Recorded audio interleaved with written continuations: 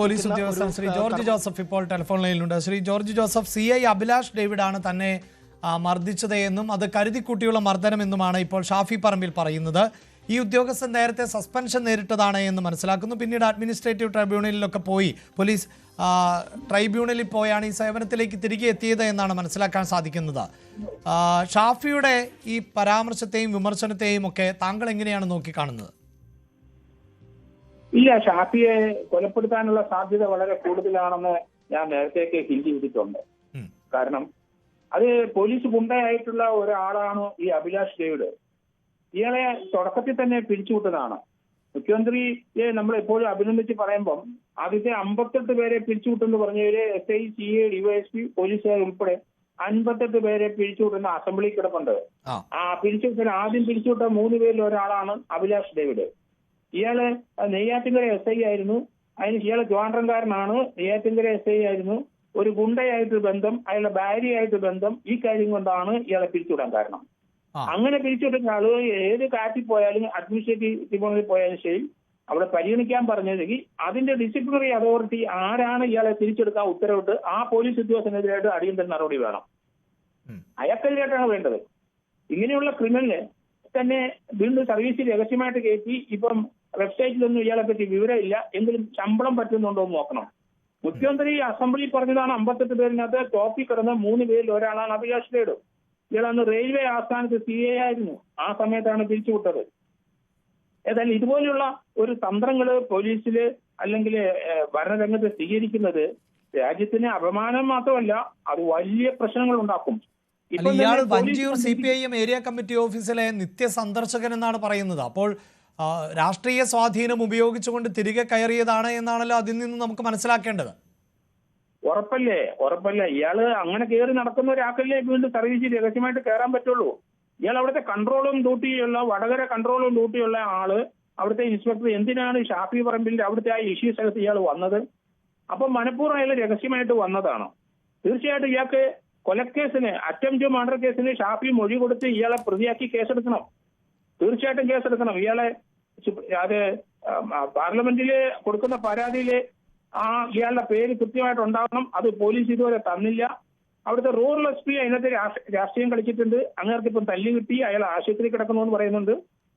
അപ്പൊ അങ്ങേർക്ക് കണ്ടുപിടിക്കാത്ത ഒരു കാര്യം തന്നെയാണ് ഷാഫി പറമ്പിൽ ഇപ്പം കണ്ടുപിടിച്ചിരിക്കുന്നത്. കൃത്യമാണ് അത്.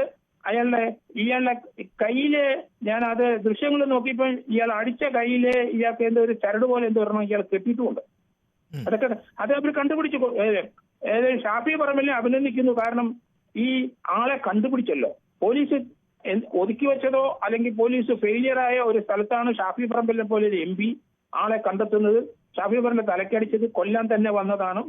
അത് ഇയാള് പാർട്ടിയോട് കൂറ് കാണിക്കുന്നതാണോ?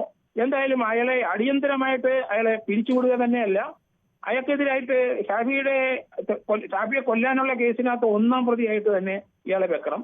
അയാളെ അവിടെ ഡ്യൂട്ടിക്ക് നിയോഗിച്ചത് ആരാണ്? അവിടുത്തെ SP ആണോ? കൺട്രോൾ റൂമിലെ ചാർജുള്ള ആളാണെങ്കിൽ അവർക്കെതിരായിട്ട് നടപടി വേണം. ഈ അറ്റംപ്റ്റ് ടു മർഡർ കേസിനകത്ത് അവരെ കൂടെ പ്രതിയാക്കണം. ഈ വെബ്സൈറ്റിൽ ഇയാളുടെ ചിത്രവും മറ്റും ഇല്ലാത്തത് എന്തുകൊണ്ടായിരിക്കും? അത് രഹസ്യമായിട്ട് കയറ്റി ഇയാളെ ശമ്പളം പറ്റുന്നുണ്ടോ എന്ന് ആദ്യം നോക്ക്. ഇയാളെ അപ്പം തന്നെ പോലീസിലാണല്ലോ. പിരിച്ചുവിട്ട ആളെ എങ്ങനെ ശമ്പളം പറ്റൂ? അത് ആരാണ് ആ ഉത്തരവ് ഇറക്കിയത്?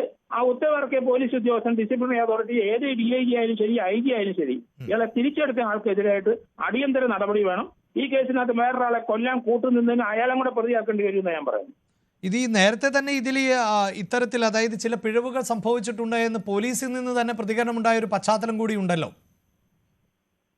അത് കൃത്യമായിട്ട് പറഞ്ഞില്ല. അല്ലെങ്കിൽ അതിന് ഉത്തരവാദി അവിടുത്തെ റൂറൽ SP ആയിരിക്കുമല്ലോ. അയാള് അവിടെ സെക്യൂരിറ്റി നിയോഗിച്ച, പ്രൊട്ടക്ഷന് വേണ്ടി നിയോഗിച്ച ആൾക്കൂട്ടത്തിൽ യൂണിഫോം ഇട്ട് നിൽക്കുന്ന ഒരാളെ ആ റൂറൽ SPക്ക് കണ്ടുപിടിക്കാൻ പറ്റുന്നില്ലെങ്കിൽ അയാൾ ആ പണിക്ക് കൊള്ളൂല. അയാളെ മാറ്റണം. അടിയന്തരമായിട്ട് അവിടുന്ന് മാറ്റണം. അവിടുത്തെ SP അടിയന്തരമായിട്ട് മാറ്റണം. അയാൾ നിയോഗിച്ച പോലീസുകാരൻ അവിടുത്തെ ഒരു MP തലക്കെട്ട് അടിച്ചിട്ട് അത് കണ്ടുപിടിക്കാൻ ആ പോലീസിന് കഴിയുന്നില്ല. അയാൾക്ക് കഴിയുന്നില്ല. ഇന്നുവരെ കണ്ടുപിടിച്ചില്ല പോലീസ്. ഇപ്പൊ ഷാഫി പറമ്പിലും അദ്ദേഹം തന്നെ അത് കണ്ടുപിടിച്ചിരിക്കുന്നു. അത് കൃത്യമായാണ്. അയാളുടെ ദൃശ്യങ്ങളെല്ലാം നമ്മൾ കണ്ടു. അയാൾ കൈ ഉയർത്തി അടിക്കുന്നത് 3 പ്രാവശ്യം അടിച്ചത്. അപ്പം ഷാഫിയെ കൊല്ലാനായിട്ട് നിയോഗിച്ച ഗുണ്ട തന്നെയാണ് ഈ പോലീസ് ഉദ്യോഗസ്ഥൻ. അതിൽ അടിയന്തരമായിട്ട് അല്ല, ഈ ഷാഫിയെ കൊല്ലാൻ നിയോഗിക്കുന്നു എന്ന് പറയുമ്പോൾ അങ്ങനെ ആരായിരിക്കാം അങ്ങനെ കൊല്ലാനുള്ള ചുമതല ഏൽപ്പിക്കുക എന്നാണ് താങ്കൾ പറയുന്നത്? അത് പോലീസ് കണ്ടുപിടിക്കട്ടെ, അത് പോലീസിന്റെ ജോലിയാണ്. ഇപ്പൊ ആളെ കണ്ടുപിടിച്ച് കൊടുത്തല്ലോ ഷാഫി. ഇനി പോലീസ് ബാക്കി ചെയ്യുമോ നമുക്ക് നോക്കാം, ഇല്ലെങ്കിൽ നടപടി ഉണ്ടാവും. കാരണം അതിന് കഴിവുള്ള ഒരു വ്യക്തി തന്നെയാണ് ഷാഫി. കാരണം പാർലമെന്റിലെ ഡിസിപ്ലിനറി കമ്മിറ്റി അവിടെ തീർച്ചയായിട്ടും ഇപ്പൊ ഇയാളെ കണ്ടുപിടിക്കേണ്ട ഒരു ആവശ്യം ഷാഫി പറമ്പിലിന് ഉണ്ടായിരുന്നു. കാരണം അയാളെ തലക്കടിച്ച ആള് അവരെ തീർച്ചയായിട്ടും പാർലമെന്റ് ഡിസിപ്ലിനറി കമ്മിറ്റിയുടെ മുമ്പിൽ ഹാജരാക്കേണ്ടി വരുമ്പം അടിച്ച ആള് ആരാണെന്ന് അറിയില്ല, അത് പോലീസ് പറയുന്നില്ല. അതുകൊണ്ടാണ് ഷാഫി അത് എത്രയും പെട്ടെന്ന് കണ്ടുപിടിച്ച് അയാളുടെ പേര് സഹിതം പാർലമെന്റ് സ്പീക്കർക്ക് കൊടുക്കുന്നത്. കാരണം അതുകൊണ്ടാണ് നടപടി ശക്തമായിട്ട് അവിടെ ഉണ്ടാവും. അത് തന്നെയല്ല, ഇവിടെ കേസെടുക്കുന്നതാണ് നല്ലത്. ഷാഫി പറമ്പിലിന്റെ മൊഴി വാങ്ങിച്ച് അവിടുത്തെ SHO പോലീസ് കേസെടുക്കണം. ഈ ഡേവിഡിനെതിരായിട്ടും അയാൾ ഒന്നാം പ്രതിയായിട്ടും അയാളെ അവിടെ ഡ്യൂട്ടിക്ക് നിയോഗിച്ച ആരാണ് അവരെ രണ്ടാം പ്രതിയായിട്ടും കേസെടുക്കണമെന്ന് ഞാൻ പറയുന്നത്. യെസ്, വളരെ നന്ദി ഞങ്ങളോട് പ്രതികരിച്ചതിന്. അനീഷിത, ഷാഫി പറമ്പിലും ഇന്ന് പറഞ്ഞത് പാർലമെന്റിന്റെ പ്രിവിലേജ് കമ്മിറ്റിക്ക് മുന്നിൽ ഈ വിഷയം ഉന്നയിക്കും, അപ്പോൾ അതിന് പ്രതിരോധം തീർക്കേണ്ടതുണ്ട്. ആ പ്രതിരോധം തീർക്കുന്നതിന് വേണ്ടിയാണ് ഈ UDF-നെതിരെ കോൺഗ്രസ് പ്രവർത്തകർക്ക് നേരെ ഈ ബോംബ് കഥ മെനയുന്നത് എന്നുകൂടിയാണ്.